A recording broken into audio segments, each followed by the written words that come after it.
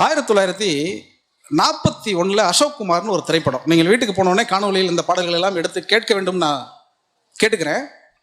ஒரு சினிமா பாட்டுக்குள்ள ஒரு வரலாற்றை நம்ம எப்படி புரிந்து கொள்ள முடியும் அப்படிங்கிறதுக்காக சொல்கிறேன். 1941 அசோக் குமார் என்கிற ஒரு திரைப்படம், எம்கேடி நடித்த அந்த திரைப்படம். அதில் ஒரு பாட்டு இருக்கு, பூமியில் மானிட ஜென்மம் அடைந்துமோர் புண்ணியமின்றி விலங்குகள் போல. இந்த பாடல் ஐயா அவர்களுக்கெல்லாம் நன்றாக தெரிந்திருக்கிறது. அவர்கள் தலையசிப்பில் இருந்தும் அவர்களுடைய சிரிப்பில் இருந்துமே நான் புரியுது, அவரெல்லாம் அந்த பாடலின் ரசிகராக இருக்கிறார். இந்த பாட்டை நீங்கள் திருப்பி இப்போ போய் வீட்டில் கேளுங்க. அந்த பாட்டு பாவ புண்ணியங்களை பற்றி அதில் இருக்கும். அந்த பாட்டு வரிசையாக பார்த்தீங்கன்னா பாவ புண்ணியங்களை பற்றி, முற்பிறப்பு, பிற்பிறப்பு, ஆத்மா, இது பற்றியெல்லாம் அந்த பாடலில் சொல்லிக்கிட்டே வருவாங்க. சொல்லிக்கிட்டே வரக்கூடிய இடத்துல சத்திய நியாய தயாபதியாகிய புத்தனை போற்றுதல் நம் கடனே அப்படின்னு அதில் ஒரு வரி இருக்கும். அந்த பாட்டு பாவ புண்ணியங்களை பற்றி இருக்கு, வரக்கூடிய தீவினை நல்வினை பற்றி இருக்கு, ஊழ்வினை பற்றி இருக்கு, ஆத்மாவை பற்றி இருக்கு, ஏன் மனிதர்கள் இப்படி வாழ்றாங்கன்னு இருக்கு. அந்த கருத்துக்கள் மொத்தமும் சனாதனத்தை ஒட்டி தான் இருக்கும். அந்த பாடலை எழுதியவர் பாபநாசம் சிவன் அவர்கள். அவர் மீது எனக்கு ஆகப்பெரும் மரியாதை உண்டு. தமிழ் பாடலாசிரியர்களுக்கே அவர் ஒரு ஆகச்சிறந்த ஆளுமை. அவர் போட்டு கொடுத்த பாதையில் தான் இன்றைக்கு இருக்கக்கூடிய திரைப்பட பாடல்கள் வரை நடந்து கொண்டிருக்கிறது. ஆனால் அந்த பாட்டுக்குள்ள நெற்றி நிறைய திருநூறை பூசி கொண்டிருக்கக்கூடிய பாபநாச சிவன் ஏராளமான கீர்த்தனைகளை எழுதியிருக்கிறார். தமிழ் இசைக்கும் திரை இசைக்கும் அவர் ஆற்றியிருக்கக்கூடிய பங்களிப்பு என்பது ஆகச்சிறந்த பங்களிப்பு. அவர் இயற்றி அந்த பாடலில், அவர் இயற்றி இசை கொடுத்திருக்கக்கூடிய அந்த பாடலில்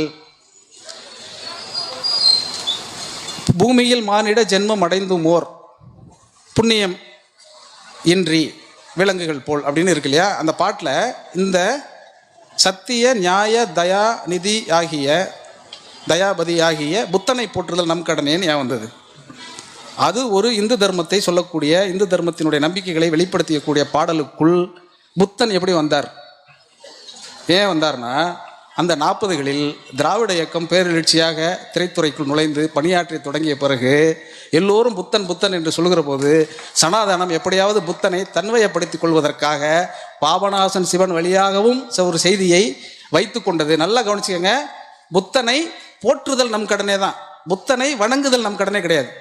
இதே திராவிட இயக்கத்தின் சார்புடையவர்கள் எழுதியிருந்தால் என்ன எழுதியிருப்பாங்க? புத்தன் இயேசு காந்தி பிறந்தது பூமியில் எதற்காக, தோளா ஏழைகள் நமக்காக எழுதியிருப்பார். ஆனால் பாபநாசன் சிவன் எழுத மாட்டார். ஆனால் எழுத மாட்டார் என்று சொன்னாலும் கூட அங்கீகரிக்கக்கூடிய இடத்தில் இந்த அரசியல் எல்லோரையும் நகர்த்தியது. இன்றைக்கு இந்திய அரசியலை இந்த திராவிட இயக்க, இடதுசாரி இயக்க கருத்தியல்கள் எப்படி இயக்கி கொண்டிருக்கிறதோ அப்படி திரைத்துறையும் இயக்கி இருக்கிறது அப்படிங்கிறத நீங்கள் உள்வாங்கிக் கொள்ளணும். இந்த ஒரு சினிமா பாட்டு மட்டும் இல்லை, இப்படி எடுத்து சொன்னால் ஒரு 100 பாட்டை சொல்லலாம். இன்னைக்கு முழுக்க சின்ன சின்ன குறிப்புகள் தான். நீங்கள் அந்த புத்தன் இயேசு காந்தி பிறந்தது பூமியில் எதற்காகங்கிறதுக்கு முன்னாடி பார்த்தீங்கன்னா, ஒன்றே குலம் என்று பாடுவோம் ஒருவனே தேவன் என்றெல்லாம் சொல்லுவார். அப்படி காட்டும் பொழுது புத்தன் இயேசு காந்தி எல்லார் படமும் இருக்கும் இல்லையா? அது வணங்குவார். யாரை வணங்குவார்? எம்ஜிஆர். நல்லா கவனித்து பார்த்தீங்கன்னா புத்தனையும் அண்ணாவையும் வணங்குவார். புத்தன் காஞ்சியிலே ஒரு புத்தன். இதெல்லாம் நுட்பமாக இந்த அரசியலுக்குள் அவர்கள் எப்படியெல்லாம் செய்திருக்கிறார்கள் என்பதை தெரிந்து கொள்வதற்காக சொல்கிறேன். இது சரியாக இருக்கலாம், தவறாக இருக்கலாம், இந்த கருத்தில் நமக்கு முரண்பாடு இருக்கலாம், உடன்பாடு இருக்கலாம், கரகோஷம் எழுப்பி நீங்கள் சந்தோஷப்படக்கூடிய செய்தியாக இருக்கலாம், கடுப்பாகி என் மீது கல் வீசக்கூடியதாக கூட இருக்கலாம். ஆனால் இதையெல்லாம் நமக்கு தெரிய வேண்டும் என்பதை எங்கு சொல்வது? புத்தக திருவிழாக்கள் தான் சொல்ல முடியும். ஏன்னா படிக்கிறவர்கள் வரக்கூடிய ஒரே இடம் இங்கே தான் நம்ம பகிர்ந்து கொள்ள முடியும்.